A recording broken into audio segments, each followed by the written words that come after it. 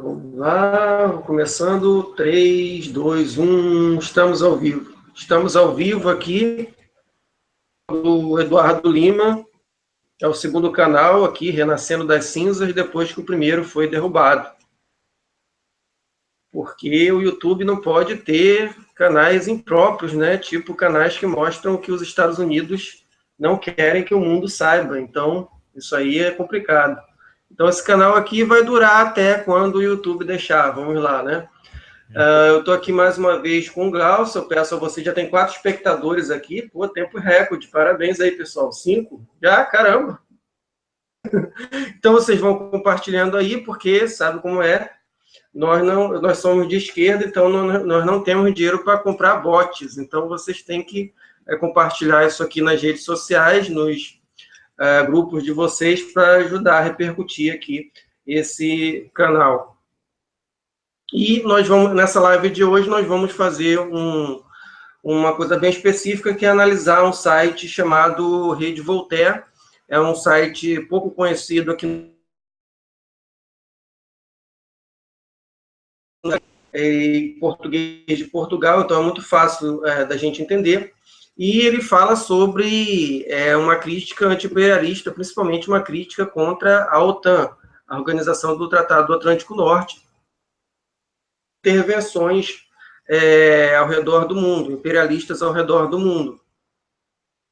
E então, eu estou aqui com o meu amigo Glaucio de novo, então vou passar para ele se apresentar, fazer as considerações iniciais, antes de eu começar a ver o site aqui e mostrar para vocês. Continue compartilhando aí. Pode falar, Glaucio.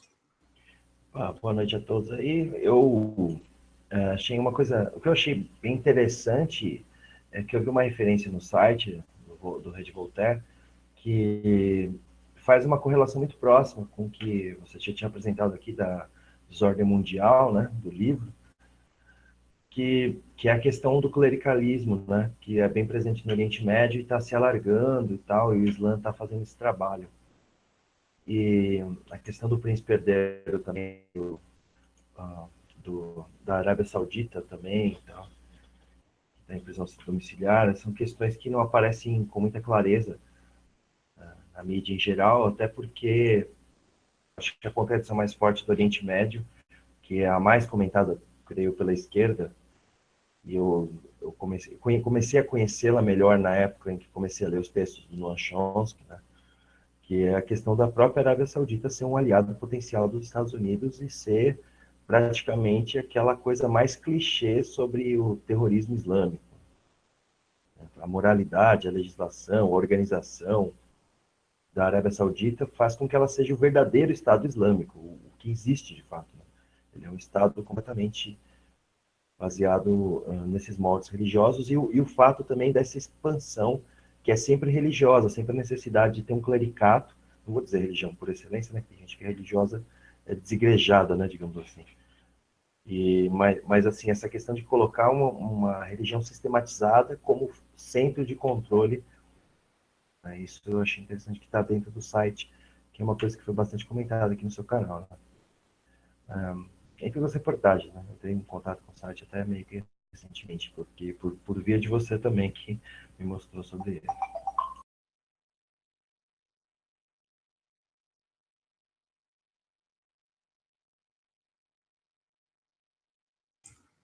Eu estou chamando o pessoal aqui pelo Facebook. Enquanto isso, eu vou compartilhar a tela aqui e já vou mostrando para vocês.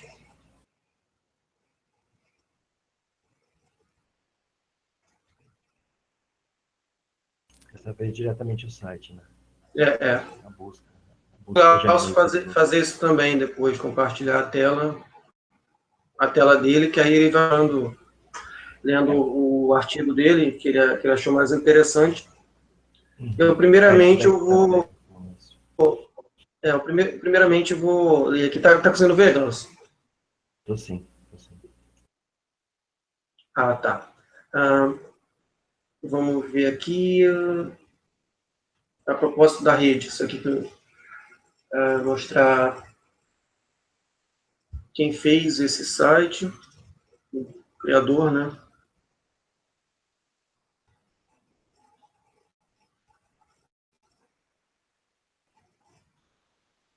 claro.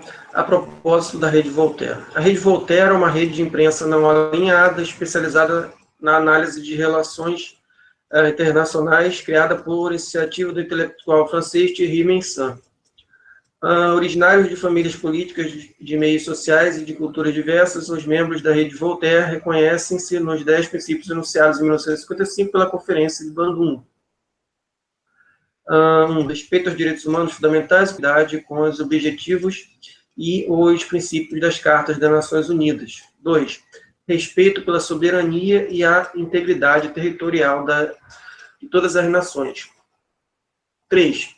Reconhecimento da igualdade de todas as raças e igualdade de todas as nações, pequenas e grandes. Não intervenção e não ingerência nos assuntos internos de outros estados. 5. Respeito pela direito de cada nação de defender o individual coletivamente, conforme com a Carta das Nações Unidas. 6. Recusa quanto a recorrer a acordo de defesa coletiva que se destine a servir os interesses particulares de grandes potências, quaisquer que sejam. Recusa de toda potência, qualquer que seja, que visa exercer pressões sobre outros. De atos ou de ameaças de agressão ou de emprego de força contra a integridade territorial ou a independência política de um Estado. Resolução de todos os conflitos internacionais por meio de pacíficos, tais como negociação, conciliação, arbitragem ante os tribunais e conformidade à Carta das Nações Unidas. Interesses mútuos de cooperação, 10. Respeito pelo direito e pelo cumprimento de obrigações internacionais. A Rede Voltaire não visa promover nenhuma ideologia ou qualquer visão de mundo, mas sim a desenvolver o espírito crítico dos seus leitores. Ela privilegia a reflexão sobre a crença, os argumentos sobre as convicções. Bom, o início aqui,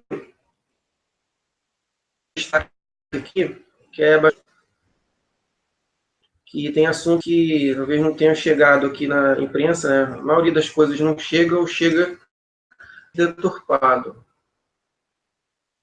Aqui, a estratégia de tensão da OTAN.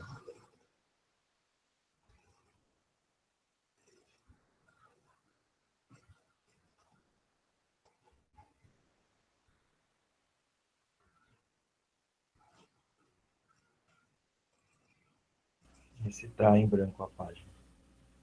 Acho que os dados ainda Eu estou tentando abrir aqui. Ah, sim.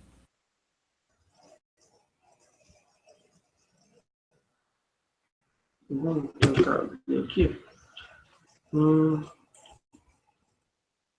Então, a questão desse site aqui é que ele tem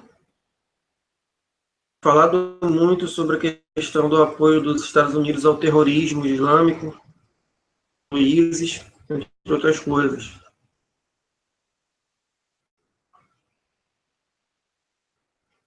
Vamos ver aqui, assuntos. E tem essa parte aqui que é muito interessante, ó, dossiês, assuntos, biografias e estados.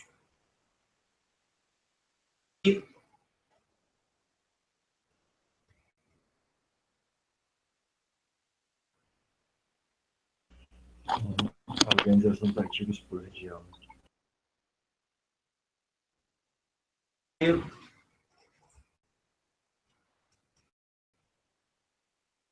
Da Ucrânia, que é a parte mais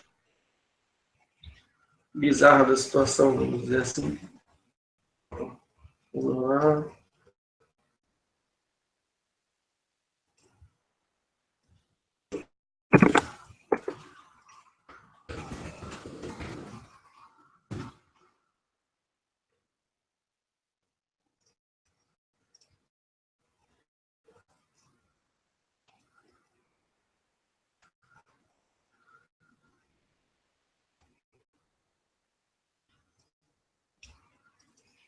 Tá difícil carregar aqui. Glaucio, quando não carrega aqui, você pode ir falando aí o que você acha. O que eu achei... Então, inicialmente o que eu achei interessante foi mais esse ponto das notícias da Arábia Saudita e das regiões do Oriente Médio, né? Mas igual você falou, da Ucrânia eu não cheguei a olhar ainda também, né? Que eu acho que seria um ponto interessante para... sim, eu vi essa daí, essa que tá aí, a do OTAN e o neonazismo na Europa, que fala da... Então, cheguei a ler agora. agora a gente comenta, então. Ah, Interessante. a estratégia de tensão da OTAN, Mânio Dinucci. Seria-se o avião do secretário estadunidense de defesa Jim Mattis, em voo da Califórnia ao Alasca, ao longo de um corredor aéreo sobre o Pacífico, fosse interceptado por um caça russo da aeronáutica cubana. A notícia ocuparia as primeiras páginas, suscitando uma onda de preocupadas reações políticas. Inversamente, não se mexeu sequer uma folha quando, em 21 de junho, o avião do ministro de Defesa Sergei Shoigu, em voo de Moscou ao enclave russo de Kaliningrado, pelo corredor sobre o Mar Báltico, foi interceptado por um caça F-16 estadunidense da aviação polonesa, que, depois de se aproximar ameaçadoramente, teve que se afastar com a intervenção de um caça Sukhoi Su-27 russo. Provocação programada, que faz parte da estratégia da OTAN, visando aumentar na Europa, dia após dia, a tensão com a Rússia. 16 de junho se desenvolveu no Mar Báltico, perto da costa russa, e com a motivação oficial de defender a região da ameaça russa, o exército da OTAN, Baltops, com a participação de mais de 50 navios e 50 aeronaves de guerra dos Estados Unidos, França, Alemanha, Grã-Bretanha, Polônia e outros países como a Suécia e Finlândia, não membros, mas parceiros da aliança. Enquanto isso, de 12 a 23 de junho, realizou-se na Lituânia o exercício que viu empenhados pela primeira vez 2 grupos de batalha da OTAN com presença avançada potenciada. O da Lituânia, sob o comando alemão, compreendendo tropas belgas, holandesas e norueguesas, e a partir de 2018 também francesas, croatas e tchecas. E o da Polônia, sob o comando estadunidense, incluindo tropas romenas. Blindados Abram, terceira brigada blindada dos Estados Unidos, transferida à Polônia em janeiro último. Entraram na Lituânia através de Suwałki Gap, um trecho de terreno plano ao longo de uma centena de quilômetros entre Kaliningrado e a Bielorrússia, unindo-se aos blindados Leopard do batalhão alemão 122 de infantaria mecanizada. O Suwałki Gap adverte a OTAN, exumando o aparato propagandístico da Guerra Fria. Seria uma passagem perfeita através das quais os blindados russos poderiam invadir a Europa.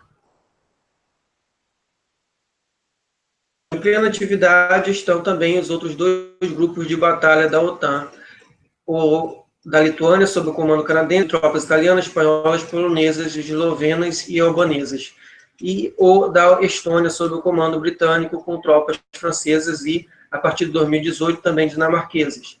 As nossas forças estão prontas e posicionadas no caso em que seja necessário para enfrentar a agressão russa, assegura o general Kurz Scaparrotti, chefe do Comando Europeu dos Estados Unidos e, ao mesmo tempo, comandante supremo aliado na Europa. Não são apenas o grupo de batalha da OTAN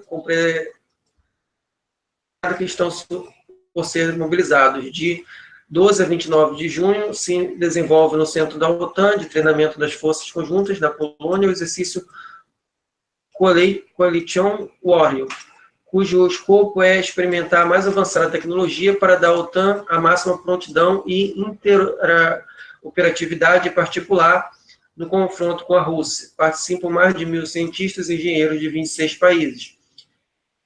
Do Centro da OTAN para Pesquisa Marítima e Implementação com sede em La Spezia. Obviamente, Moscou não está com as mãos abanando. Depois que o presidente Trump visitar a Polônia em 6 de julho, a Rússia terá no Mar Báltico um grande exercício naval conjunto com a China. Talvez conheçam em Washington o antigo provérbio: quem semeia ventos, colhe tempestade.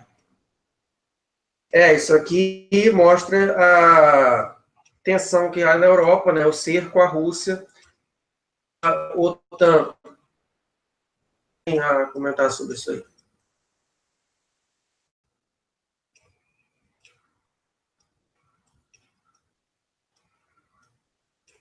Glaucio? Estou vendo que deu um delay. Sim. Eu achei interessante a questão dos encoraçados também, esse avanço que eles tentaram. Eu fiquei pensando na questão da mecanização do armamento, aí eu fiquei meio delirando aqui, porque fiquei imaginando, na que a gente estava falando também disso, da questão do desenvolvimento tecnológico e tal, e eu fico pensando o quanto que se pode desenvolver uma arma dessa, assim, né? Porque eles já fizeram drones com armas e tal, eu tô ligado de um encoraçado caminhando nessa direção. E E a lembrar gente tem rumado para um caminho muito complicado, porque nos últimos 40 anos a gente sempre tem tido guerras e não tem tido uma diminuição, né? A OTAN, em vez de ser uma força para estar amenizando isso, tem sido uma força expansionista, né? Sempre mantendo. mas desde o início tem até um comunicado do Ministério da Defesa da União Soviética na criação da OTAN que falou força de defesa ou força de agressão. Da OTAN é dominar o mundo mesmo. Assim, uma força de expansão para atacar aquelas, né? Destruir a soberania das nações. Sim, uma força para garantir o interesse econômico mediante militarização, né? E a tecnologia só é usada nessas coisas, né? Um país como o nosso, que a gente não consegue desenvolver nada. O PMDB estava fazendo uma campanha essa semana falando do crescimento econômico, mas é um crescimento econômico mediante uma ativo de décadas, né, de depressão econômica, de anos agora recentes. Então você fala, poxa, esse comparativo é muito desleal, né? Então, e enquanto isso tem encoraçados aí atravessando o mar, sendo que poderia estar usando isso para um maquinário de tecnologia de produção, mas isso é coisa de gente de um socialismo utópico como o meu. Fico pensando o quanto que é zoado, sabe, cara? Tipo, eles investirem nisso. Não, é impressionante como eles falam das munições, né? Cada tem míssil que custa $1 milhão, como se $1 milhão fosse tipo assim, sei lá, R$2. Né? Até inimaginável pra gente. Pô, como é que custa $2 milhões? Como é que alguém pode jogar $2 milhões assim? Uma bomba,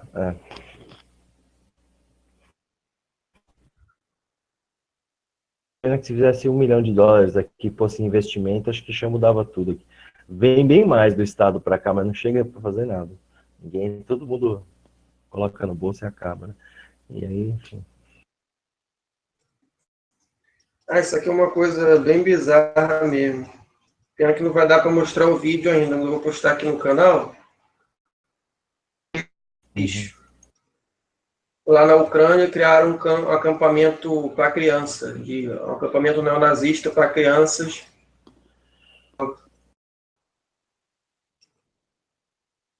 Juventude hitlerista? Do Batalhão Azov. É o mesmo formato da juventude hitlerista, né? Você queria para... Isso. Por trás dessas fotos de crianças.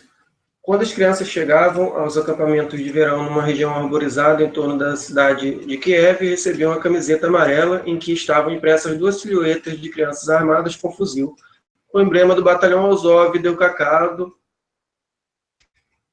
o das SS do Reich, tendo ao fundo o sol negro do misticismo nazista. Crianças, incluindo as de 6 anos e os adolescentes que frequentavam o acampamento em grupos de 30 a 40, informam o jornal Kiev Post. Não brincavam de soldados, mas recebiam um treinamento real militar por instrutores do Batalhão Azov, ou seja, que têm cometido atrocidades contra civis de nacionalidade russa na Ucrânia Oriental. Este e outros batalhões neonazistas fazem parte da Guarda Nacional Ucraniana, que tem parceria com a Guarda Nacional da Califórnia, e é treinada por instrutores estadunidenses e britânicos para conduzir a, entre aspas, operação antiterrorista em Donbass. O acampamento de verão constitui a primeira etapa do recrutamento de soldados crianças, escreve Michel Chossudovsky em um artigo documentado ilustrado com fotos. Além de tirar sinônimo ódio às crianças. Nós mataremos todos os russos, juro um deles. A foto de uma criança ucraniana cuja vida foi incendiada pelo sol negro nazista não é menos terrível que a da criança síria morta no Mediterrâneo. Que, segundo a fábula atualmente em curso, teria tocado o coração dos maiores representantes dos mesmos governos responsáveis por guerras e dos consecutivos terremotos sociais provocados nas últimas décadas pela estratégia dos Estados Unidos e da OTAN. Guerras e embargos ao Iraque, à Iugoslávia, ao Afeganistão, à Palestina, à Líbia, à Síria e à Ucrânia provocaram a morte de milhões de crianças meio por 10 anos de embargo contra o Iraque, divulgadas pelos grandes meios de comunicação. E se acrescentam as pequenas vítimas, as crianças educadas a odiar e a matar por movimentos como ISIS e os batalhões não-nazistas ucranianos, para cuja formação contribuem de maneira determinante os Estados Unidos e as potências europeias para desmontar por inteiros. Conta-se que o governo britânico decidiu acolher 15 mil refugiados porque ficou emocionado pela foto do pequeno menino sírio morto. Ao mesmo tempo, esse mesmo governo anunciou que pretende obter sinal verde do parlamento para realizar uma ação militar contra o regime mau de Assad e contra o ISIS. O italiano das Relações Exteriores, Gentiloni, anunciou que, em face do drama dos refugiados, vai começar a segunda fase da missão EUNAVFOR Med contra os traficantes de seres humanos, cujo objetivo final, na realidade, é a ocupação militar das zonas costeiras líbias, estrategicamente e economicamente mais importantes. O êxodo dos refugiados para a Europa, provocado pelas guerras, está, assim, sendo utilizado para fins estratégicos, por Washington, para pôr sob pressão os países europeus, reforçando a influência estadunidense na Europa, utilizada como primeira linha de combate contra a Rússia e base de lançamento de operações militares dos Estados Unidos e da OTAN no Oriente Médio e no norte da África. As europeias para preparar a opinião pública para outras guerras vendidas como operações humanitárias de paz. Sem a consciência política das causas reais e das soluções possíveis desse êxodo, pode-se instrumentalizar até mesmo o apoio humanitário que numerosos cidadãos europeus dão aos refugiados. Igualmente, pode-se utilizar os próprios refugiados como massa de manobra e face dos países de onde provêm. E outras crianças morrerão, quase todas sem foto. É interessante, né? É aterrador mesmo, né? Eu achei interessante a comparação que ele fez mesmo entre as crianças, digamos, abraçadas, né, e as que fogem, que são de nacionalidade russa, né?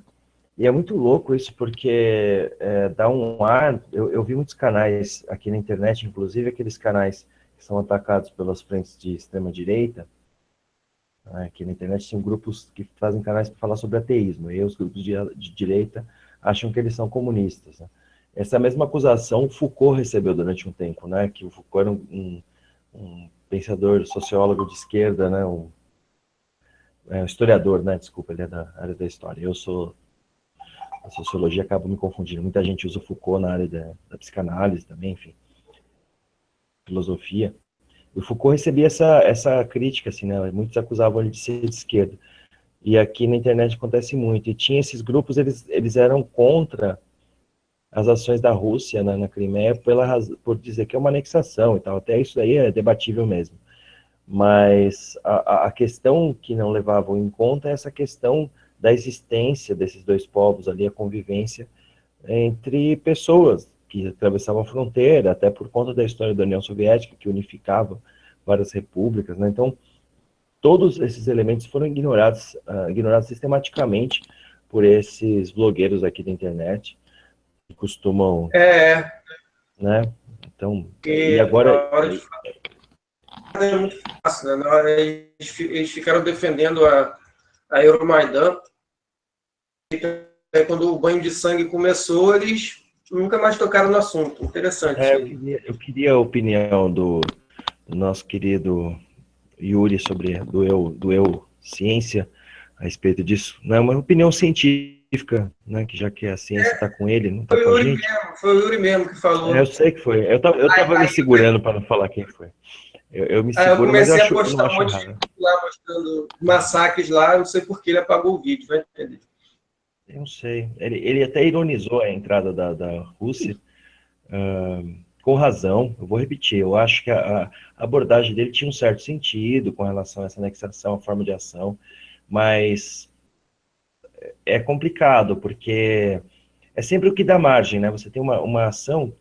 Tinha um teórico que falava um pouco sobre isso, não lembrar o nome dele, mas acho que era um comunista da União Soviética mesmo, que às vezes o Estado mesmo pode criar uma desordem para justificar o maior armamento, né? Acho que aqui no Brasil aconteceu muito isso. Em São Paulo, a quantidade de armas que foram compradas depois de 2013, e a estrutura da polícia, depois de algumas ações de policiais infiltrados de destruição de propriedade. Quando era o próprio povo, extremamente a polícia estava pronta, mas quando era a polícia quebrando o próprio carro dela, tem imagens na internet. Você pode falar assim, não, é o anarquista querendo acusar a nossa nobre polícia. Não, tem imagens na internet, vocês procurem aí, tem policial infiltrado quebrando o próprio veículo da viatura com cacetete, tal, fazendo uma série de ações assim, a polícia não pegava e justificou o maior armamento. Então, assim, a entrada da Rússia daquela forma também justificou essa ação. O próprio Hitler também fez um ataque assim, lá, né, antes da Segunda Guerra, onde ele vestiu soldados poloneses, invadiu a própria Alemanha, porque queria começar a gerar um conflito. Então, que a questão dos false flags, né? No caso ali foi o seguinte, a Rússia ficou com medo que aquela população é uma população russa, a população da Crimeia, ela, a ideia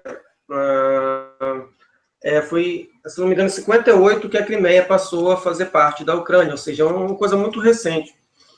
E foi no momento em que ninguém imaginava que a União Soviética teria acabado, ou seja, e eu estou legendando um documentário interessante, que é a Crimeia, A Volta para Casa, que mostra com detalhes tudo o que aconteceu. Muita coisa que aconteceu antes mesmo do golpe, esses neonazistas ucranianos, eles pararam um ônibus, esse vídeo já está até no canal, eles pararam um ônibus com manifestantes anti-golpe, pediu para todo mundo descer, né? Um motorista de uma 12, motorista, e outros, um comboio de ônibus, né? Parou todo mundo e quebrou os vidros, e queimou os ônibus e obrigou o pessoal a comer o caco de vidro dos ônibus no chão. Para não morrer, para não ter que morrer. E eles mataram 7 pessoas nesse dia. O massacre de Corso. Foi antes mesmo do golpe. Quer dizer, o pessoal da Crimeia começou a ficar com medo. Se já tinham medo antes pela ameaça, agora começou a ficar com mais medo ainda. Aí que fica a questão no caso ali, a anexação da Crimeia foi certo do ponto de vista jurídico? Não sei. Mas do ponto de vista moral, ele protegeu lá a população civil. Então, que não foi só para proteger a população civil, foi também por causa de uma base aérea importante mesmo, né? Porque se os Estados Unidos pegassem a base de Sebastopol na Crimeia, eles poderiam instalar mísseis nucleares ali apontados para Moscou, além de tirar a Rússia do Mar Negro, da sua base do Mar Negro. Havia essa questão lá, não foi só para proteger a população civil, foi também para proteger essa área estratégica. Mas, por outro lado, protegendo essa área estratégica, eles estavam protegendo a população civil, tanto da Crimeia quanto da própria Rússia. seguindo a isso, houve um massacre no Donbás, quer dizer, é que ainda existe, né? A guerra que ainda existe. Então, eu vou tentar pegar mais acampamento aqui. Vídeos aqui, para vocês terem uma ideia. E esse acampamento é anunciado na TV ucraniana, Circuito de Boa. Um vídeo aqui. A TV é sempre aqueles babacas de sempre.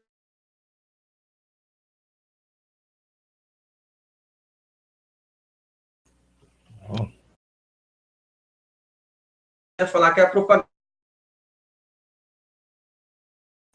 Vamos falar que é propaganda Russa.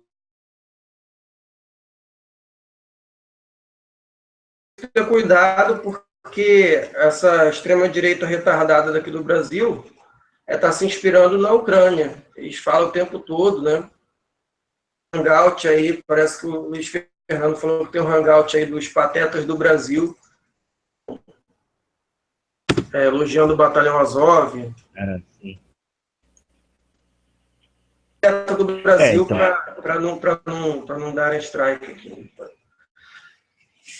Para ninguém saber, né? Não. Ninguém faz ideia de quem seja. Que aqueles caras que fogem de debate, posso falar disso também? Não?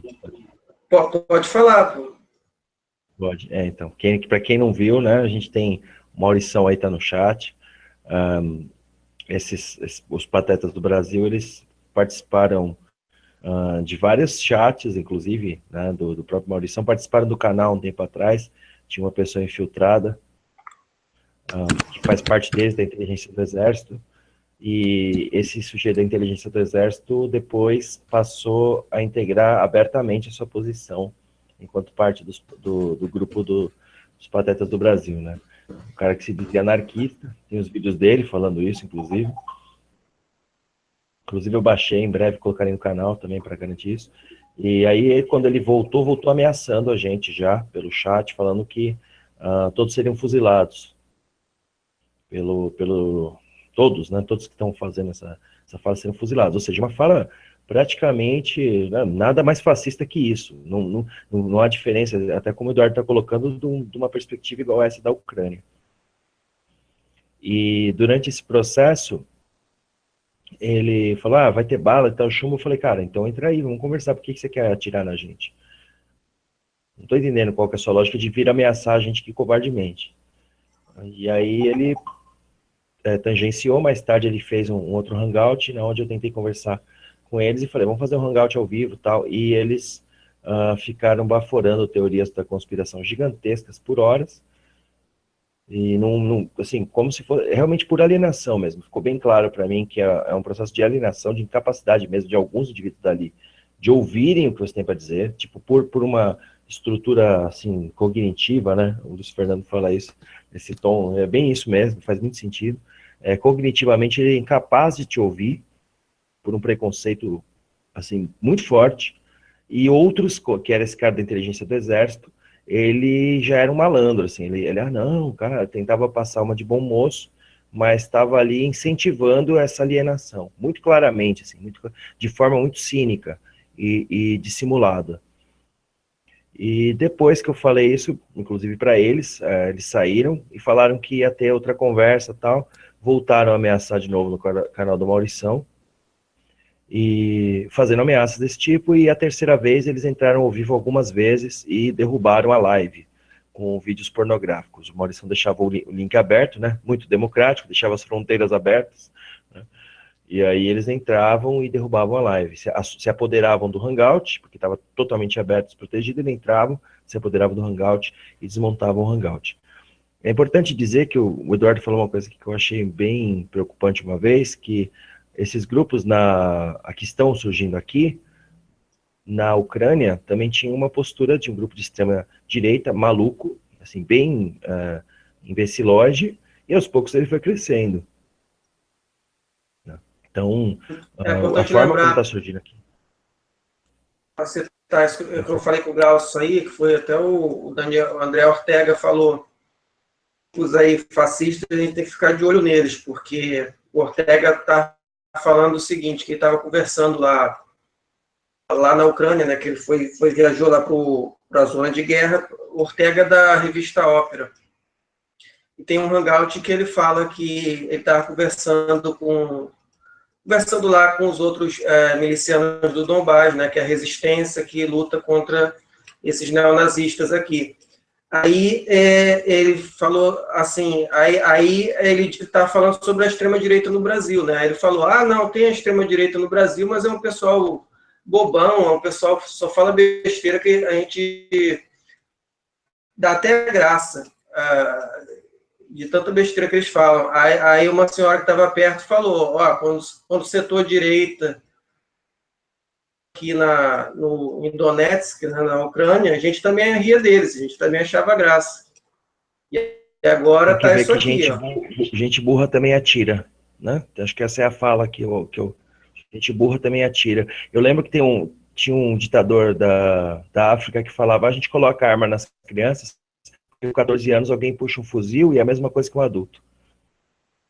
Então, tem que entender que isso é o problema. É a estupidez deles que é o problema. Não é a incapacidade. Se fosse a capacidade cognitiva deles, né, de inteligência e tal, não, eles são um monte de gente. E quanto mais ignorante for, mais fácil é você convencer de ideias ignorantes. Exige uma sofisticação maior você explicar que existe um processo que tem que reverter a ordem estabelecida. Porque quando você tem desculpa, o nível de conhecimento, de acúmulo, para não ser tão preconceituoso, aqui começa a subir o sangue, eu já começo a falar, mas assim, o nível de acúmulo do indivíduo com relação à realidade tem que ser muito mais complexo para você ver que essa realidade pode ser transformada em grau pela raiz dela. Tá? Então, quando o indivíduo digamos assim, mais simples de informação, ele fala, tem a minha pátria, tem o fuzil da R-15, eu trabalho, já é tudo o ser em si. Alguém quer modificar isso, quer gerar o caos.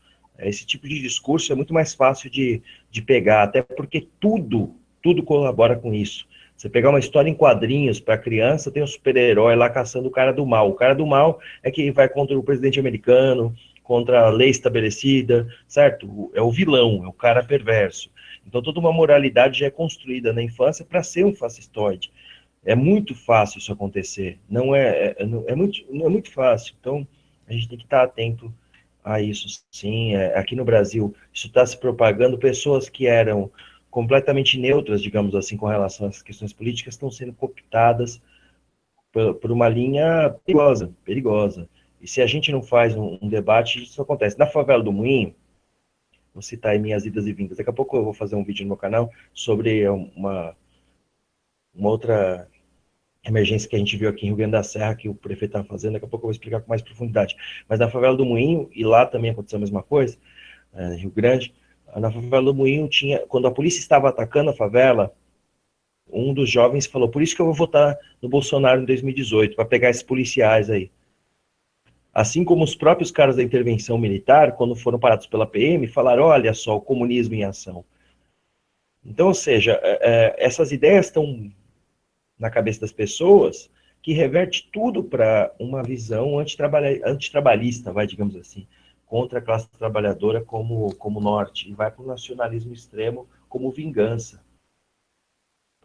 Como já dizia Paulo Freire, quando o oprimido não é educado, como uma visão revolucionária, o sonho dele é ser opressor.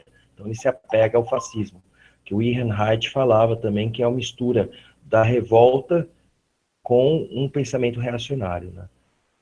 Perigoso. A miséria em si pode levar ao fascismo com muito mais facilidade, porque as ideias de direita são muito presentes na sociedade, isso é claro.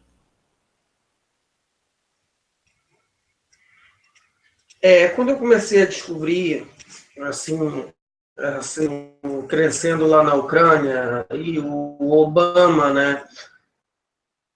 Obama, que é um negro apoiando os neonazistas na Ucrânia. Eu fiquei agoniado, eu fiquei tentando entender isso aqui. É um tremendo absurdo, é um absurdo. Parei e pensei, bom, os Estados Unidos estão apoiando os terroristas lá na Síria. Terroristas lá na Síria que fazem esses massacres todos, cortam a cabeça. Por que eles não iam apoiar na Ucrânia, não dá no mesmo, porque o pensamento do terrorista jihadista para um neonazista é praticamente a mesma coisa. O cara tem ódio étnico, vontade de matar, e tem arma. Não é muito diferente aqui.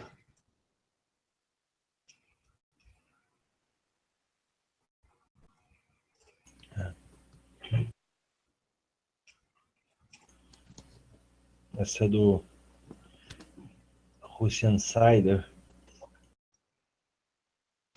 Isso aqui é um canal bom também. É um canal aqui. Vendo alguns vídeos aqui.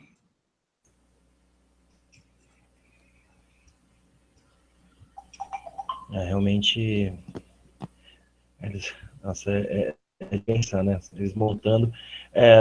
Eu estava ouvindo algumas coisas do Alejandro Lacosta, lá do Luta pelo Socialismo, e ele estava comentando o quanto que o imperialismo gosta de militarizar a população, né? E a justificativa que ele deu é até interessante, porque isso facilita você eliminar marcialmente o trabalhador que for desobediente ou rebelde. Né?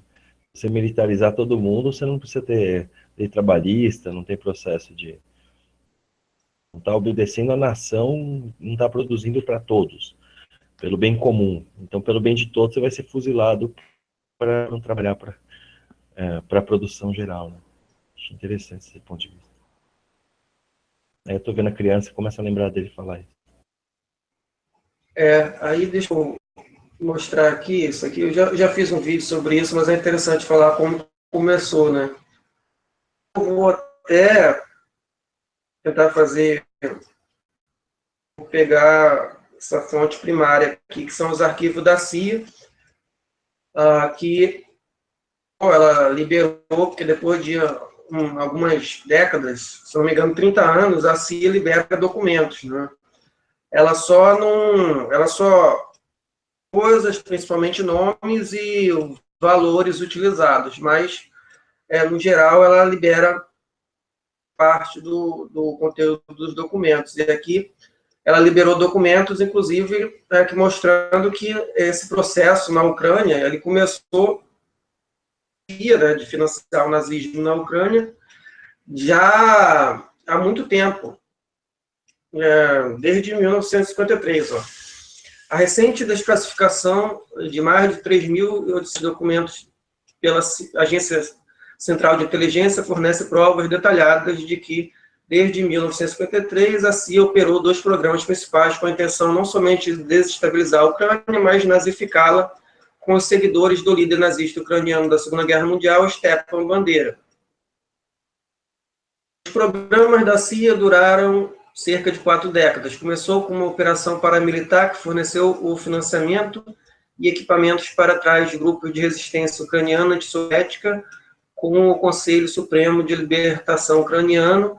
Seus afiliados foram a Organização dos Nacionalistas Ucranianos, ONU, e o Exército Insurgente Ucraniano, EIU, unindo todos os bandeiristas nazistas. A CIA também prestou apoio a uma facção relativamente antibandeira da CSLU, a ZP-CSLU, uma filial virtual baseada no estrangeiro dos serviços de inteligência da CIA e do MI6 britânico. A mais antiga operação da CIA para desestabilizar a Ucrânia, usando agentes ucranianos exilados no Oeste que estavam infiltrados na União Soviética, era conhecido pelo codinome Projeto Aerodynamic. O documento anterior, altamente secreto da CIA, datado de 13 de julho de 1953, fornece uma descrição do Aerodynamic. O objetivo do projeto aerodinâmico é apoiar o emprego e a expansão da resistência ucraniana antissoviética para fins de Guerra Fria e Guerra Quente.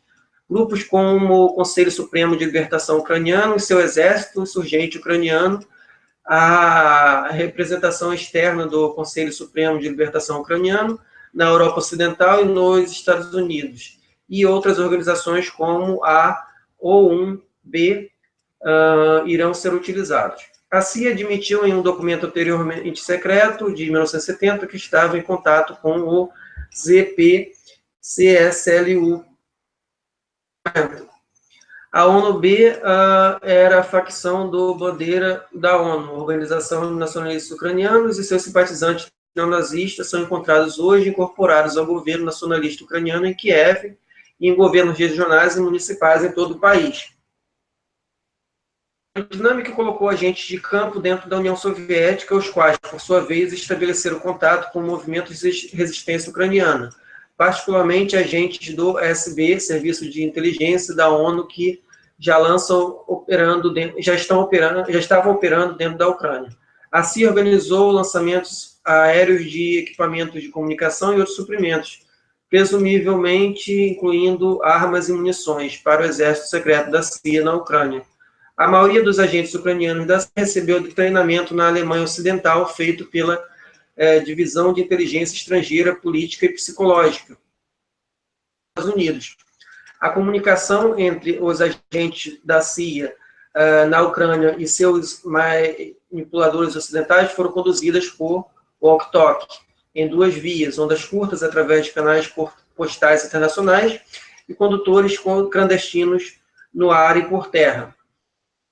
Os agentes lançados de paraquedas na Ucrânia levavam um kit que continha, entre outros itens, uma pistola de caneta com garra de gênio, um saco de dormir para clima ártico, um machado de acampamento, escavação para abrir trincheira, um canivete, uma bolacha de chocolate, uma câmara Minox e uma câmara Leica de 35 mm, filme, um kit de higiene soviético, um boné soviético e casaco, uma pistola calibre 22 e balas, e contraceptivos, de borracha para impermeabilização do filme.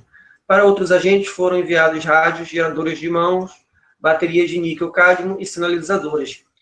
Um projeto afiliado sobre a aerodinâmica denominado Capacho.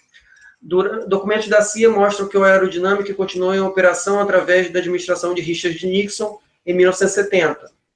O programa parecia mais uma operação de guerra psicológica do que um facsímile da vida real de um romance de espionagem de John le Carré por trás da cortina de ferro. A CIA montou uma empresa de propaganda em Manhattan que serviu para a impressão e publicação de literatura antissoviética do ZPCSLU, que seria contrabandeada para a Ucrânia. O novo campo de batalha não seria em recantos pantanosos perto de Odessa, frios armazéns abandonados em Kiev, mas no centro do mundo da publicação e da difusão de mídia. A fachada da CIA foi a Prolog Research and Publishing Associates, que mais tarde se tornou conhecida simplesmente como Prolog. O codinome da CIA para o Prolog é Tenuri. O grupo publicou a revista Prolog na língua ucraniana. A CIA se referia a Prolog como uma empresa sem fins lucrativos, isenta de pagamento de imposto para cobertar atividades de ZPCSLU, a pessoa jurídica utilizada pela CIA para financiar a Prolog permanece em informação classificada, confidencial. No entanto, o documento secreto da CIA afirma que os fundos para a Prolog foram transferidos para o escritório de Nova York através de Denver e Los Angeles, e recibos foram emitidos mostrando a origem do fundo para a Prolog para pôr fim ao questionamento pelas autoridades fiscais de Nova York. O escritório de Munique da Prolog, o documento da CIA afirma que seu financiamento veio de uma conta separada da Prolog em Nova York a partir de um banco que colaborou, informação que também continua classificada. Em 1967, a CIA fundiu as atividades de Munique e Prolog e o escritório de Munique do Jornal Nacionalista Ucraniano exilado Suchaznist. O escritório de Munique também apoiou esse aqui é do escrito em alemão. Os documentos da CIA também indicam que os agentes da Agência Federal de Investigação, FBI, podem ter interferido com agentes do Aerodinâmica em Nova York. O diretor da CIA, em 1967, aconselhou todos os agentes dos Estados Unidos a relatar seus contatos com os diplomas, atas de missões das Nações Unidas, empregados nas Nações Unidas provindos da União Soviética, Soviética da Ucrânia, ao FBI, ou seu agente do projeto da CIA. Os agentes da CIA responsáveis pela aerodinâmica em Nova York e Munique foram denominados agentes AEK Sovari, aparentemente não tão atraídos pela notoriedade do famoso agente do MI6-007. Um agente da CIA em Munique foi denominado AEK Sovari, em Nova York, a EK Sovari 2. Bom, gente, é muito grande, eu não vou ler tudo não, mas já deu para vocês entenderem, né? Vamos ler aqui o final. Mas desde o início da granóstica perestroika, em meados da década de 80, as coisas começaram a parecer sombrias para o QR Dynamic. O alto custo do aluguel em Manhattan levou à procura de alojamento mais barato em New Jersey. A secretária adjunta do Estado para Assuntos, Victoria Nuland, a donzela de Maidan, que distribuiu bolinhos assados, disse ao Congresso dos Estados Unidos que os Estados Unidos gastaram 5 bilhões desde o colapso da União Soviética para tirar o controle da Ucrânia da esfera russa. Da CIA, parece que para os contribuintes americanos, o preço de tal artimanha estrangeira foi muito maior. O cara questiona o fato dos Estados Unidos estarem mandando dinheiro, né, do contribuinte americano para pagar esses neonazistas lá. Tem retardado aqui no YouTube que diz que o nazismo é de esquerda. Né? De esquerda que os Estados Unidos usavam o nazismo para derrotar a União Soviética. Vai vendo aí. É um plano dos Soros, deve ser um plano, a estratégia das tesouras, é de doer, né, cara? Falar em Soros tem a ver com ele também, que ele falou que ele apoiou a da Ucrânia da esfera soviética desde antes do fim da União Soviética, né? Ele já queria separar a Ucrânia no Globo News, né? Ele mesmo falando. Quer dizer, agora agora não é teoria da conspiração, porque ele próprio falou, né? É um globalista, né? Como é que ele quer desanexar as repúblicas soviéticas e é globalista ao mesmo tempo? Alguém precisa me explicar isso. Você deve estar mentindo, né? Na verdade, ele deve ter fundado junto com Lenin lá atrás, a gente não sabe. Enfim, esse tipo de comentário que mostra, né, o desconhecimento. Na verdade, o que a gente estava até comentando, né, Eduardo, acho que uma vez, há um tempo atrás, em off, eu acho que isso, até para falar em on, que a gente não colocou o Jorge Soros, ele financia segmentos da dita democracia, né, parlamentar, a esquerda parlamentar, né. Importante isso. Que a mídia ninja, né, a mídia ninja sumiu. Mídia ninja, por exemplo. Mídia ninja, ela recebeu, inclusive agora, junto com o Boulos lá, né? O Boulos está lá fazendo as propagandas para fazer o Direta Já. Inclusive, palavra de ordem do Boulos, que veio falar que agora a gente tem 3 desafios para a esquerda. Engraçado que antes, quando a gente fez um monte de proposta e conversa, inclusive eu fui até lá a quadra dos bancários, onde eles foram fazer reuniões, e o Boulos propôs conversas já lá atrás, nessa época mesmo, ele não queria fazer conversa, agora ele está super querendo conversar, entendeu? Agora conversar e unir todos na eleição, né? Então é o tipo de coisa que não dá para encarar com muita seriedade. E isso tudo tem um dedo dos Soros aí mesmo, por exemplo, isso tem, só que o grupo da direita é tão reacionário que quando vê o investimento dos Soros nessa esquerda parlamentar, acha que é um plano comunista. Certo? Porque tudo aqui no Brasil, essa que é a verdade, eles realmente pesquisam, isso eu tenho que dar crédito porque é fato, eles pesquisam onde o Soros está com o dedo, e quando eu quero descobrir o que o Soros está financiando de movimento social, é só olhar para eles que eles acham mesmo, não é mentira. Inclusive o Facebook agora recentemente está com novas regras de respeito social e não sei o que, de consideração pela questão racial e a questão de gênero e tudo mais, e o Soros está financiando essa proposta recente das novas regras do Facebook. E os caras já estão pirando, tá vendo? O Soros comunista, tentando fazer a agenda gaysista, aquela coisa toda que eles já falam. Mas ele faz isso porque é uma esquerda democrática.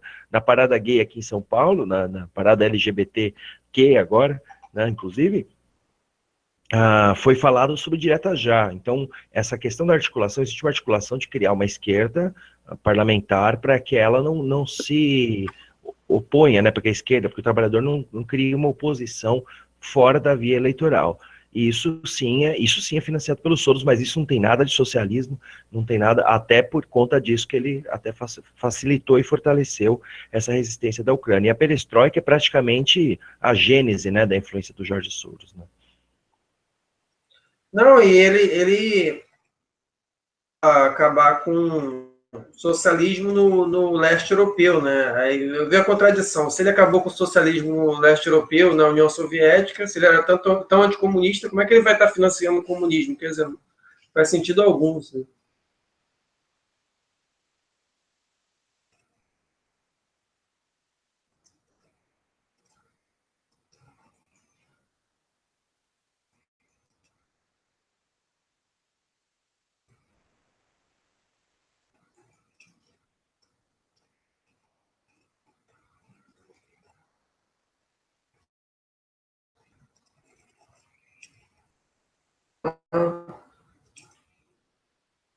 Está ao vivo ainda? Está ainda?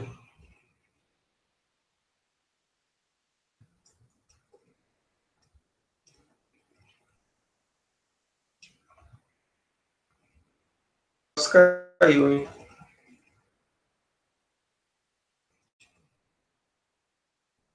Bom, gente, vou dar uma olhada aqui no chat.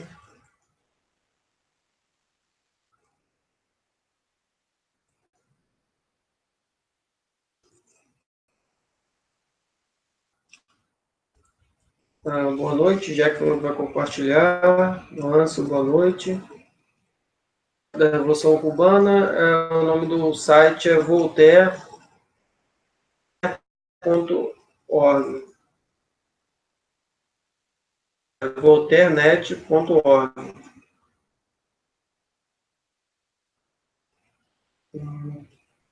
Mateus, salve Galso, o que tu acha sobre a candidatura zapatista de Maria de Jesus Patrício na corrida eleitoral mexicana? É um avanço na luta ou peleguismo futuro? Ao vivo aí, Graus?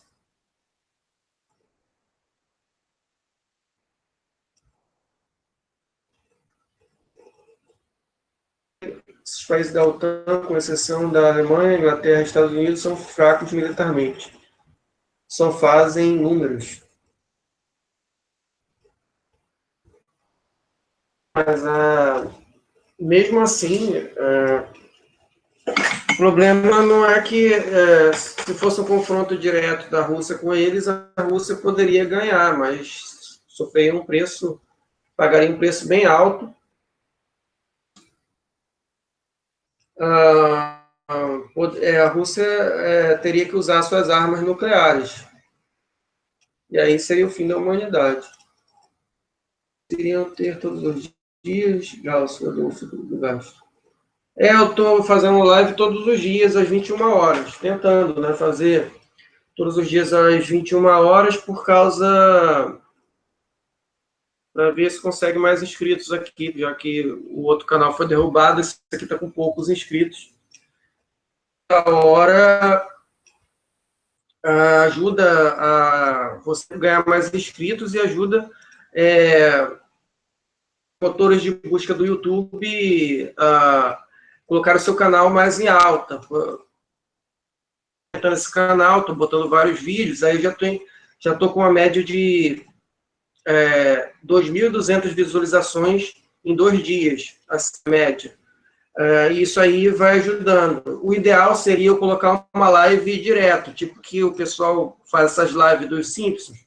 Aí eu botar, em vez disso, eu ia botar meus vídeos passando direto, já que são vídeos longos, né, de guerra, e passando direto, o pessoal escrevendo. O problema é que para isso eu tinha que ter um computador bom, né, com boa memória, não é o caso desse aqui. Eu tentei fazer voltei, teve uma pane aqui. Aqui acontece, cortam luz e água aqui. Para você aqui. O rapaz perguntou sobre o zapatista lá no México. Peraí. Matheus Silva, salve Glaucio, o que tu acha sobre a candidata zapatista Maria de Jesus Patrício na corrida eleitoral mexicana? É um avanço na luta ou um peleguismo futuro? Olha, eu sinto que tem um pé de peleguismo, mas a questão ela é complexa, né? A gente estava até conversando disso esses dias mesmo aqui em Santo André. O pessoal tem um contato muito bom com os zapatistas, fizeram as escolhidas e tudo mais, né? Até, inclusive, a polícia ficou sabendo que foram. E é uma tentativa, com o tempo, a luta foi se desgastando, né? O mesmo aconteceu, eu acho que com as Farc, um certo declínio conforme não há um avanço da luta no mundo, né? Você tem... e aí isso, ao meu ver, pode virar um peleguismo, sim. Só que são tentativas de expor, né? O regime, como funciona, no parlamento e tudo mais. Mas é perigoso, sim. Eu vejo que é uma possibilidade de rolar, de acontecer um peleguismo, mas eu vejo que é mais pelo desgaste, nesse caso, né? Pelo caso do abandono mesmo. Eles ocuparam territórios e estão lá tentando criar esse processo, né? E agora está tentando estimular os índios a participarem. Eu não sei, essa corrida eleitoral, ela é muito difícil de ocorrer, né? Uma vitória, mas se ocorrer, eu acho que é um pouco acho que retém sim um pouco a luta, provavelmente. Até porque o parlamento em si, ele não é a excelência, né? E esse é um engano muito comum, né? Eu acho que... eu vejo isso como resposta ao desgaste com o tempo. Ao tempo, né? O Aldolfo do Gás perguntou se a gente vai fazer live todo dia. Olha, eu não consigo fazer todos os dias todos que você fez até agora eu consegui, mas amanhã mesmo já é bem difícil para mim. Mas... Eu não consigo voltar a tempo para participar. Ontem mesmo a gente também não conseguiu, né? Porque também ficou meio tarde, estava arrumando um monte de coisa, até por conta de coisas que aconteceram nessa segunda. Houve uma denúncia muito forte lá em Rio Grande, eu estou preparando os vídeos aqui, eu até gravei. Houve uma ocupação lá, que era para ser uma ocupação cultural, num prédio que estava abandonado aqui no ABC, a cidade mais pobre do ABC é Rio Grande da Serra. E vai sair na Globo, vocês vão acabar vendo na Rede Globo em algum momento aí, a Globo foi lá filmar também.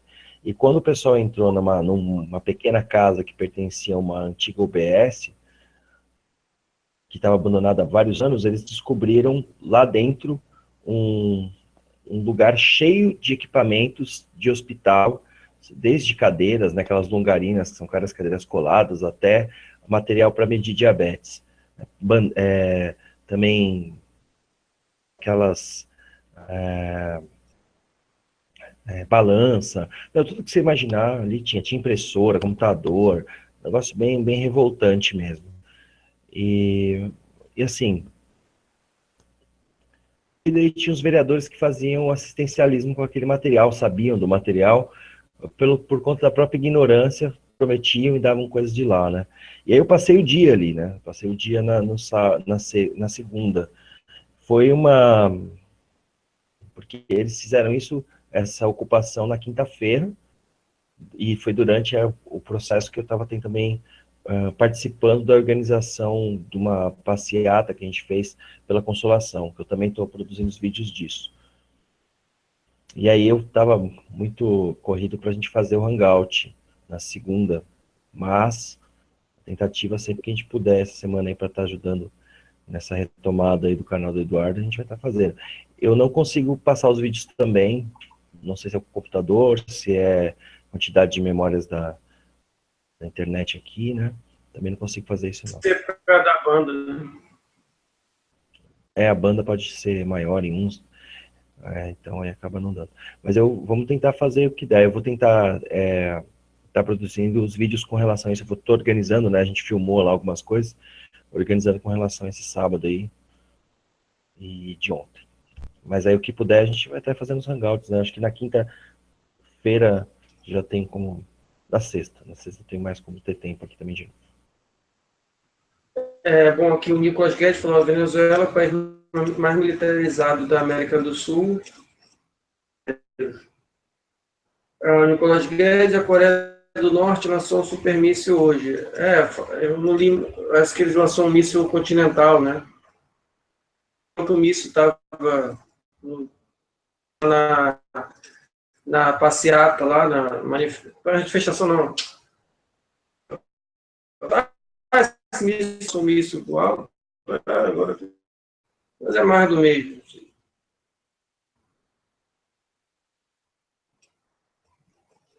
Ele estava falando da questão do ataque, não sei se chegou a comentar, do ataque químico, né? Eu até falei para ele que mais tarde a gente tentaria encaixar na conversa, como era mais pelo site, mas o ataque químico que os Estados Unidos está tentando preparar novamente né, nessa união aí com a Arábia Saudita, né?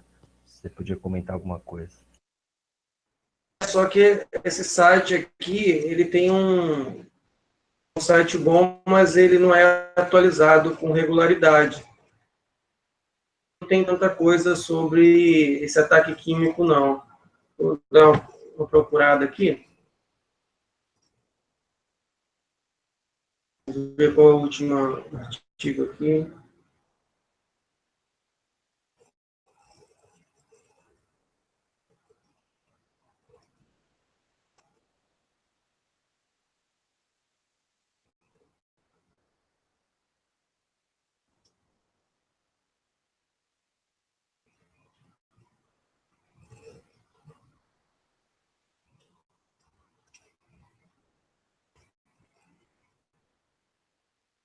Não, o último foi o próprio Thierry Masson.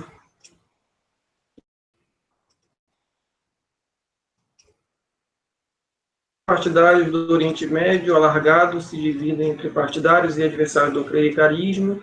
Washington e Pequim negociam uma nova orientação. Thierry Meyssan avalia o impacto desse tremor de terra sobre os conflitos iraquiano e iemenita. A crise diplomática em torno do Catar congelou diversos conflitos regionais e mascarou as tentativas de resolução de alguns outros. Ninguém sabe quando terá lugar o levantar da cortina, mas tal deverá fazer surgir uma região profundamente transformada. Este ano, desde a expulsão da maioria dos palestinos das casas, a Nakba, a 15 de maio de 1948, e a recusa pelos povos árabes desta limpeza étnica, apenas a paz separada Israel-egípcia, dois acordos de Camp David e a promessa de uma solução de dois estados nos acordos de Oslo mudaram parcialmente a situação. No entanto, quando foram relevadas ações secretas entre Irã e os Estados Unidos, a Arábia Saudita e Israel decidiram, por outro lado, negociar. Após 17 meses de reuniões secretas, foi concluído um acordo entre o guardião das duas mesquitas e o Estado judeu. Concretizou-se através da participação de Sahal na guerra do Iêmen e a transferência de atômicas táticas. Lembremos que este acordo previa igualmente fazer evoluir a Arábia Saudita de modo que, embora sua sociedade permanecesse salafista, suas instituições se tornassem laicas. Previa também a independência da Constituição iraquiana, que irá se realizar em referendo de setembro, e, ao mesmo tempo, a exploração de campos de gás no quarteto minguante, que estão a cavalo sobre a Arábia Saudita e Iêmen, daí a guerra atual. Com os do Ogaden, daí a retirada esta semana das tropas catarianas da fronteira de Djibouti. Bom, gente, aqui está falando mais sobre isso aqui, já que é muito longo, que é para vocês entenderem melhor. Vou deixar na descrição, que aqui está falando sobre os ajustes no Oriente Médio, né? Iraquiano, questão do clericalismo que o Glaucio estava falando, sobre o fato dos Estados Unidos repudiarem, dizem, né, no discurso que repudiam o terrorismo, mas apoiam a Arábia Saudita, que é a maior financiadora do terrorismo, não é isso, Glaucio? Sim, não só financiadora, mas a própria estrutura, não só financiadora, que é um fato, acho que até isolado, o mais relevante fato deles mesmo, é a questão de que a própria estrutura da Arábia Saudita é, por excelência, aquilo que o ISIS gostaria de ser. Então, aquilo que o ISIS está apontando para um dia se tornar, já temos um Estado Islâmico que é a Arábia Saudita. E o ISIS recebe também financiamento, armamento da própria Arábia Saudita. Mas, além disso, ela já está lá, e os Estados Unidos não faz nenhum tipo de ação contra ela. Então, toda aquela história de estar lutando contra o terrorismo, contra a imposição de uma doutrina religiosa, isso ocorre às avessas, né? Talvez até por isso que esses teóricos da conspiração achem que o Matarica controla os Estados Unidos, que é um plano anticatólico, né? Essas bobagens todas que a gente ouve. Mas o interesse é totalmente econômico. Ao você ter um grupo religioso controlando por excelência, você controla mais fácil, né? Maquiavel já falava disso, né? Não é, o príncipe não precisa ser religioso, mas é importante parecer ser. Isso acontece aqui no Brasil e acontece fora também. Então, o Estado Islâmico ele já existe em Arábia Saudita e ela tá ajudando o ISIS, já está financiando armas para lá, armas essas que inclusive o Donald Trump foi lá vender, né, em larga escala. É muito doentio o que acontece nessa estrutura assim por conta de lucro, né? Porque tem uma disputa geopolítica ali da Arábia Saudita com o Irã pelo controle do Oriente Médio. E tem essas disputas lá também. Você falou aí, então, eu lembrei que aqui também tem uma parte que fala do socialismo fabiano.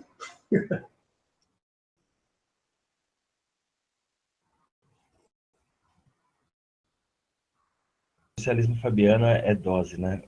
Bom, isso eu queria até comentar. Isso eu já falei no vídeo muito antigo, mas são coisas que sempre voltam, né? A gente comenta, mas sempre volta. Eu lembro que uma vez eu tinha um aluno que falou isso para mim uma vez. Falei, pô, professor, você está falando de novo disso? Eu falei, gente, mas o pessoal não entendeu. Mas você está retomando a questão do embate esquerda-direita e não sei o que, essa questão religiosa de novo.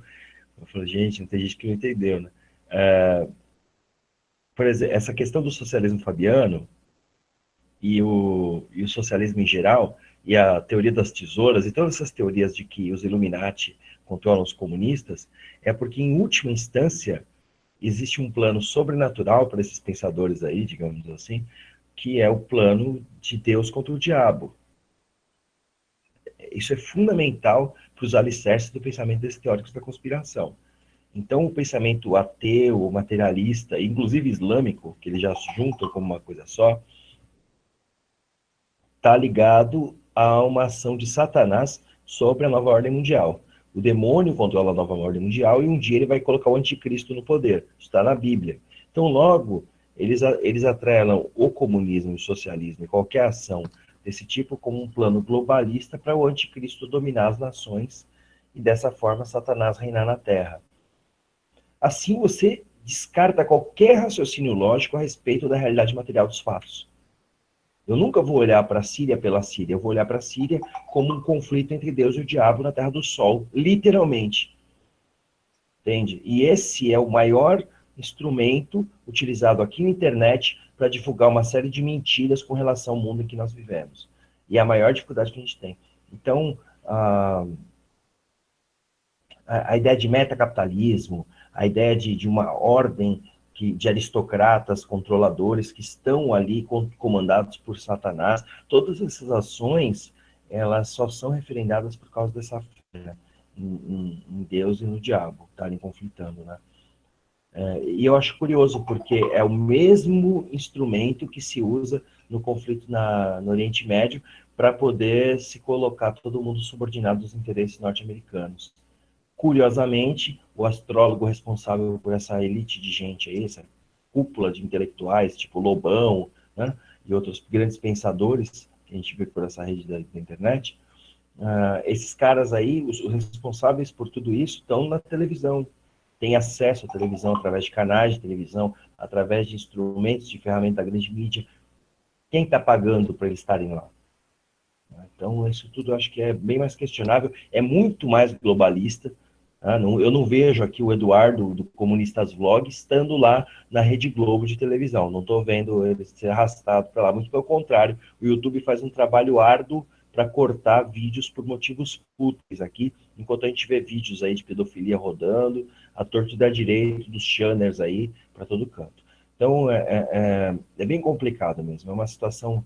É claro o que está acontecendo para a gente, quando a gente tenta olhar para a realidade por si só, mas esses grupos não conseguem, a sociedade brasileira não consegue, e mundialmente também não consegue por conta, infelizmente, em grande parte por conta da alienação religiosa.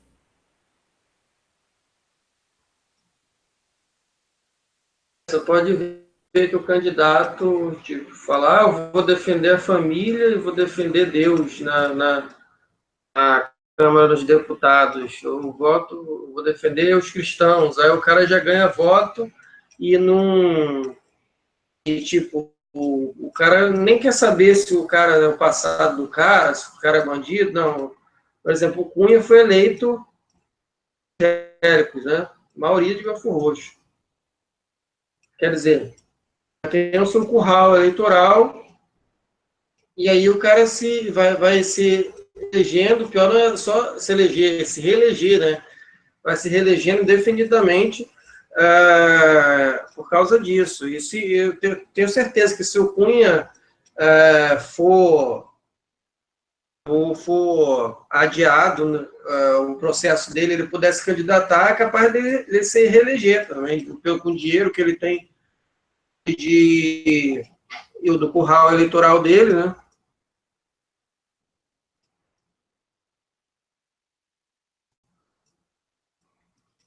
Sim. Inclusive, é muito importante lembrar qual a função do Cunha na igreja, né? Lavagem de dinheiro dos pastores, né? Pela qual ele foi acusado, e é uma forma muito fácil de você lavar dinheiro, você ter uma instituição que não paga impostos e consegue doações mágicas de qualquer forma. Então, é bem simples pegar o tráfico e transformar em igreja e por aí vai. Por isso que elas também estão em regiões mais pobres do Brasil, nas periferias, que são controladas pelo narcotráfico, no país inteiro. Então, até onde eu moro aqui é totalmente controlado por narcotráfico. Meu bairro, região perto. A gente sabe disso, a gente sabe quem é o narcotraficante, inclusive o vice-prefeito faz parte do. Então, por aí vai. O anterior prefeito também, o irmão dele era. Então, assim, é uma dinastia praticamente aqui de transportadores de cocaína para Holanda, né? Que é para isso que a gente serve, para produzir o básico, pasta base e bananas. Eu acho que é isso que é o Brasil. Eu lembrei de uma coisa engraçada que um amigo meu do Facebook viu uma página feita por policial, estava falando que viram um cara indo em direção à biqueira, né? Porque aqui no Rio de Janeiro se chama Boca, mas parece que aí em São Paulo se fala biqueira, né? De droga. É biqueira. Aí Você falou falou que loja estava também. com dinheiro no bolso, e aí o policial, desculpa dele que, eu vou na padaria comprar pão, não sei o quê. Aí falou que o policial, para castigar o cara que ia comprar droga, o obriga a gastar R$ 50 na padaria. Aí o meu amigo, ele postou no Facebook isso, meu amigo falou. Aí eu comentei lá, mas se vocês policiais sabem que ali tem uma boca ali, tem uma biqueira, por que ela continuou? Ele falou que ninguém respondeu. Então, debaixo do viaduto do Chá, em São Paulo, debaixo do viaduto do Chá, em São Paulo, fala 3 vezes, debaixo do viaduto do Chá, em São Paulo, tem uma boca de fumo, né? E vendem cocaína, vendem crack, vendem uma série de coisas ali debaixo do viaduto. Sabe onde fica a Secretaria de Segurança Pública do Estado de São Paulo? 3 ruas para cima. Sabe onde fica a Prefeitura de São Paulo? Em cima, assim, do viaduto. Então, assim, e tá lá. E, curiosamente, o policial vai lá. Mas quando tem ato de manifestação, você vê um monte de veículo, assim. Eu já falei que eu não vou fazer denúncia que ali tem cocaína, eu vou fazer denúncia que ali vai ter protesto contra o governo. Falar, aqui dentro tem um monte de manifestante. Com certeza vão fechar todas essas bocas semana que vem. Entendeu? É assim que eu acho que tem que começar a fazer. Não, mas aí você vai, mas aí você vai alimentar o estereótipo, tipo, de que esquerdistas é droguinha. Mas vai ajudar o povo, o trabalhador. Desculpa, não é moralismo da minha parte, mas eu vejo que a forma como as drogas são proibidas, são produzidas, né? Eu vou deixar isso claro também, né? Por causa desse negócio do Zé Droguinha. Isso é um debate importante também. A legalização, a proibição das drogas e tal. A forma como elas são proibidas hoje são para facilitar justamente o crime organizado. Inclusive, o PCC aqui em São Paulo tem um símbolo que é o Kaufmann. Né? Essas coisas que a gente fica sabendo, não posso dizer nem como, né? O Kaufmann é um yin-yang conectado assim um no outro, né? Que era o símbolo da roupa lá do Kaufmann, lá, que é o Yin Yang, que significa o crime e o Estado em conjunto trabalhando. E a gente tenta largamente na periferia explicar que esse símbolo é uma imbecilidade, porque, na verdade, eles trabalham para ferrar a gente. O Yin Yang, coitado, nem tinha nada a ver com isso. Né? É uma visão da natureza, do Qi, né? Ou Qi, dependendo da região que você vai, da Oriente, para falar disso. E é um símbolo que para mim, é a essência do tipo de coisa que acontece no Brasil hoje, e acontece em vários lugares do mundo, no capitalismo. Mas no Brasil ele tem essa conexão com o PCC. O PCC ele tem essa ligação embrionária com o Estado de São Paulo desde do Salve Geral, né? O histórico Salve Geral, vai fazer 11 anos, onde eles paralisaram o Estado de São Paulo e começaram a adentrar com acordos cada vez mais presentes, ao ponto de hoje a gente ter um célebre ministro como o Alexandre de Moraes cuidando da justiça do país inteiro. Teve toda uma conexão. Quando eles caíram com teoria Avasque para poder colocar esse cara lá. Então, assim, a situação é grave. O que eu achei mais aterrador é que eu fui um dos primeiros a saber pelo meu canal, eu acho que talvez a primeira pessoa a anunciar que ia ser ele de fato, assim, né? Então, o Felipe quer falar da Síria. Vamos voltar para a Síria, então, Felipe. Mas, assim, para comentar, estava comentando mais sobre essas questões mesmo, que aqui meio que me atormenta. Aqui eu estou muito longe. Mas tá certo, vamos voltar para a Síria. Bom, aqui sobre a Síria tem pouca coisa aqui no chat. Mas a gente no mundo assim, a gente vê que o rapaz aí no chat falou sobre a Coreia do Norte, que talvez a gente não saiba como esses países, até que ponto eles estão alinhados ou não. Até publicou que, por exemplo, a Coreia do Norte dá ajuda à Síria, até hoje. Dá ajuda, dá uma certa de inteligência lá à Síria. Então, eu estou chutando aqui, mas quem sabe isso daí não é uma forma da Coreia do Norte meio que desviar, no caso da Síria, no caso que os Estados Unidos essa semana ameaçou atacar a Síria, né? Aí a Coreia do Norte solta outro míssil balístico lá, intercontinental. Será que isso aí não foi alguma coisa ali para meio que tirar a atenção dos Estados Unidos da Síria? Pode ser um tremendo chute meu aqui, mas é uma coisa a se pensar, né?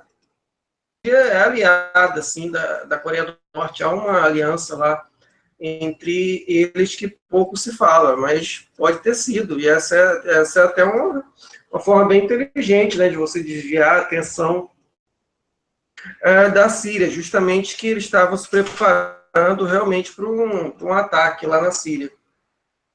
Legal, você acha que pode ser alguma coisa assim? Sim, sim. Até a forma como eles estão planejando para agora, né? Pelo que eles estão falando desse ataque. Eu estou tentando encontrar também notícias sobre esse ataque químico. Seria um segundo ataque vindo com apoio da Arábia Saudita, né? Sobre isso. Aí eu não estou sabendo, não estou contando, segundo o que o Nicolas falou, né? Não estou sabendo dizer. Eu acho que sim, isso não seria incomum, né? Até não precisaria nem chegar ao míssil, né? Podia só fazer uma propaganda de qualquer outra coisa para poder não prestarem atenção, né? Para mais informações aqui, conforme essa questão da Arábia. Só vi da Arábia Saudita e Catar mesmo, da Síria não vi mais.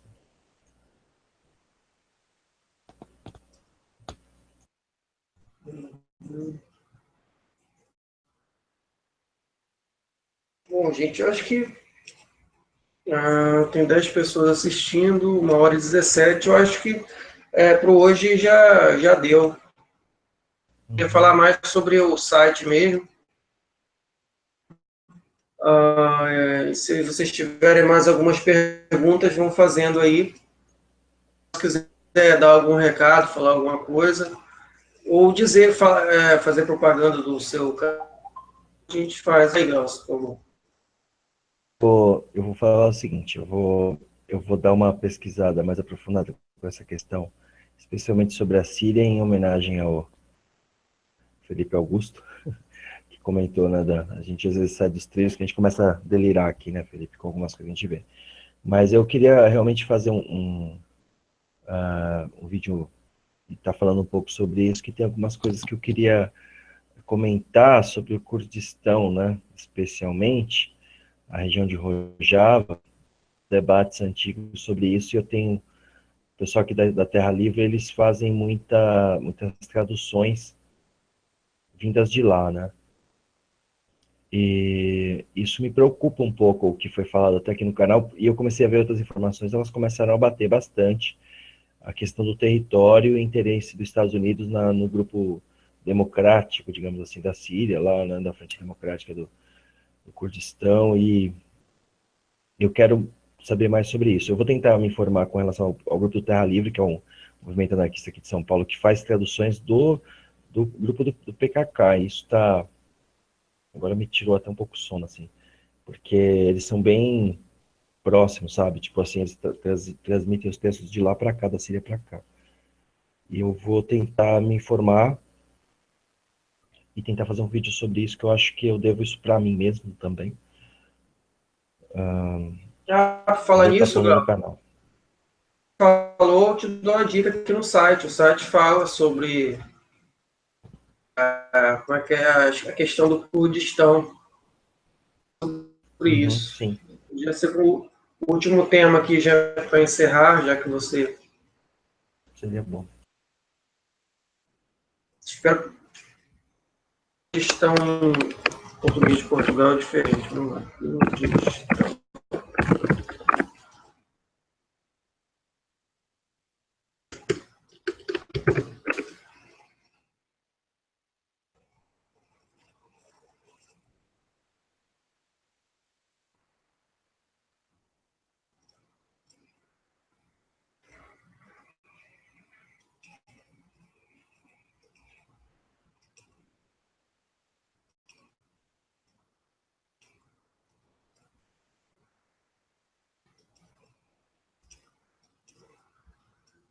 (14 de junho, mais recente, não, esse aqui é 2014. Papel Constituição de Independência. É muito interessante isso aqui, Klaus.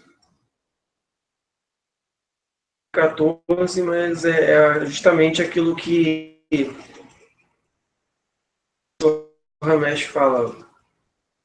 Isso é muito grande, isso aqui. Não dá para ler tranquilamente. Kurdistão, versão israelita. Quando tudo está configurado para criar um Kurdistão independente, Thierry Meyssan vê nisso uma manipulação do sonho do povo curdo em proveito de Israel, dos Estados Unidos e da Turquia, tal como também denuncia o projeto de limpeza étnica dos Barzani e destaca a oposição do PKK à criação de um Kurdistão desse tipo. No decurso dos anos 60, Mullah Mustafa Barzani, o pai de Massoud Barzani, aproximou-se de Washington e do Shah do Irã. Ele tornou-se oficial da Mossad. Vemo-lo aqui em Israel como Eba Eban, ministro de Negócios Estrangeiros, e o general Mir Amit, diretor da Mossad. Gurion proclamou unilateralmente o Estado de Israel e sua defesa pressupunha que se criasse uma zona de segurança em torno dele. Foi a implementação da estratégia europeia das etapas, as guerras israelenses. Tentavam estender o seu território e, por norma, desmilitarizar as zonas situadas junto à sua fronteira. No entanto, com o surgimento e disseminação dos mísseis, a tática de congelamento de etapas já não garantia mais grande coisa. Em 1999, Israel hesitou em devolver o Golã. Em 2000, preferiu retirar-se do sul do Líbano mais do que continuar a ser flagilado pelo Hezbollah. Aos poucos, uma outra põe-se. A segurança de um território dependeria da capacidade de destruir os mísseis que o ameaçam a maior distância. Seria preciso, então, não só desmilitarizar as suas etapas para se proteger de uma invasão terrestre, mas também constituíram um círculo de proteção para além dos estados inimigos a fim de neutralizar a ameaça dos mísseis. Daí a criação do Sudão do Sul, em 2011, e dentro, em breve, do Kurdistão, em 2015. Desta forma, Israel poderá ameaçar ao mesmo tempo o Egito, a Síria e o Líbano. A experiência do Sudão do Sul mostra o caráter artificial destas criações. Trata-se de um Estado sem Estado, de uma zona sem direito ocupada pelo exército israelita. Do ponto de vista norte-americano, a criação do Kurdistão é uma etapa da remodelagem do Próximo Oriente Alargado, ou seja, da divisão da área em microestados etnicamente homogêneos, fáceis de dominar. É por isso que o Pentágono se colocou como subscritor ausente. A quanto da reunião, à porta fechada, durante a qual o secretário de Defesa Chuck Hagel, de Estado-Maior, o general Martin Dempsey, vieram explicar aos parlamentares do Congresso a situação do Iraque. Eles não só fingiram ter perdido o dossiê de Abu Bakr al-Baghdadi e, portanto, ignorar porque o tinham preso em 2004 e porque o libertaram alguns meses mais tarde, mas admitiram não ter nenhum plano de intervenção e deixaram o campo inteiramente livre ao Islâmico e ao Kurdistão. Do ponto de vista turco, este Kurdistão é igualmente uma bênção para regular o seu problema curdo. O primeiro-ministro Recep Tayyip Erdogan tem soprado toda a operação aos ouvidos da família Barzani. Além disso, ele acabou de fazer no parlamento uma lei autorizando a negociar com os curdos da Turquia. Os parlamentares contribuírem para desarmar e integrar os rebeldes serão isentados de acusações judiciais. O primeiro-ministro espera ser eleito presidente com os votos dos curdos da Turquia, que lhe agradeceriam, assim, de apadrinhar o Kurdistão no exterior. Claro que é um pouco provável que ele prossiga sua abertura uma vez eleito. O curdo cometeria um grande erro em acreditar que o Kurdistão que lhe propôs os israelitas e os turcos será aquele que ele aspira. Ao contrário do seu ancestral Saladino, o Magnífico, que libertou e unificou o Levante, o clã Barzani separa-os de outras populações da região, árabes, armênios, etc., e irá transformá-los em auxiliares do apartheid. Enquanto na internet os membros do PDK debatem a sua futura moeda, o Kuro, os Barzani comportam-se já como se tivessem vencido com a ajuda israelita. Eles enviaram os Peshmergas, guerreiros curdos, para capturar os campos petrolíferos de Bahr Hassan e Kirkuk, pretensamente para o salvaguardar das manobras de Bagdade. Trabalhadores árabes. Em relação a isto, não há dúvida, o projeto israelita dos Barzani pressupõe uma limpeza étnica que está apenas a começar. De imediato, o PKK de Abu Abdul apelou para não se cair na armadilha. Publicou um extrato da reunião secreta realizada em 1º de junho em Amman, no decurso do qual os grupos islâmicos armados e o PDK de Massoud Barzani concluíram a sua aliança e planificaram o ataque coordenado ao Iraque. O PKK apelou a uma mobilização geral do povo curdo contra o projeto israelita dos Barzani. Pelo seu lado, o primeiro-ministro iraquiano Nouri al-Malik revelou que o seu exército não poderá atacar o alto comando do Emirado Islâmico, porque este está sediado em Erbil, capital da zona curda iraquiana, no local do Kurdistão. Duas linhas se opõem-se, mas só o povo curdo pode fazer fracassar o projeto israelita. Entendeu? Até entre eles há divisões sobre esse projeto. Eles iam transformar eles num subordinados de Israel ali. Sim, para expandir ataques nos países ao redor, né? 3 países ao redor. Ele fala do Egito, onde mais? Então, isso é uma manipulação de um interesse, né? O PKK, pelo menos pelo que eles estão comentando, existe realmente uma vontade um pouco mais real do que no outro grupo, né, do Sul, que ali é mais artificial, ele está colocando, né? Complicado isso, porque é uma manipulação de vontades que a gente sempre vê, né? E de necessidades, né, reais.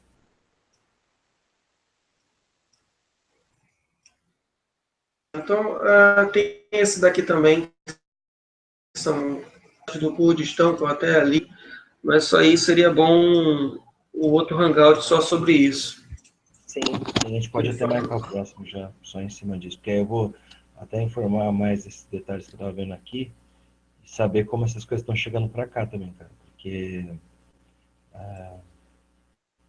tem um grupo muito forte, não é só que eu vi anarquistas não, mas com muitos marxistas e outros grupos de esquerda de várias linhas defendendo essa questão, né? Até porque a forma como começou mesmo, pelo que está falando, né? Começou como uma determinação mesmo, uma resistência contra a Síria, que agora estão manipulando para se tornar uma base territorial, né?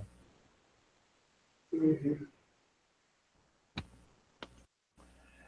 Então é isso, Eduardo. Vou terminar por aqui. Gente, obrigado aí você que acompanhou a gente. Esse site vai estar na descrição, sugiro que vocês vejam esse site, leiam, que é bastante interessante, tanto que fala sobre geopolítica, como também o que fala sobre história. O cara que falou aqui que o filme do Olavo de Carvalho recebeu o prêmio, ganhou um prêmio em Pernambuco. Deve ter sido o prêmio de astrologia. Só para lembrar, ele ganhou vários prêmios já, o Olavo de Carvalho, mas até aí, se eu sou coleguinha de quem dá o prêmio, é fácil, né, amigo? Aí é tranquilo. Eu escutei aquele meu colega, só para eu fechar esse negócio do astrólogo aí, que eu falei, pô, ele desde a época do Olavo de Carvalho nos odeia, ele fica fugindo de debate e tal. Fala, ele chamou o Pirula, mas o Pirula fugiu. Tá, tudo bem. Essas coisas que a gente tem que ouvir dele. É muito mentiroso mesmo. É um cara que tem a mídia na mão, então ele vai inventar. Deve ganhar o prêmio de um colega dele que dá o prêmio. Isso aí é. E aí engana o povo, né? Engana o povo fortemente. Aí tem um monte de título lá, não sei do que. Tem um cara aqui na minha cidade que faz a mesma coisa. Não vou nem falar nada, que eu não vou citar ele, não. Mas enfim, é isso aí. Na próximo Hangout vai ter uma cerimônia aqui que eu vou ganhar um prêmio aqui por esse canal e o Glaucio vai me dar, tá bom? Isso aí, vamos fazer essa abertura. Então, Glaucio, mais alguma coisa que você quer falar aí? Você...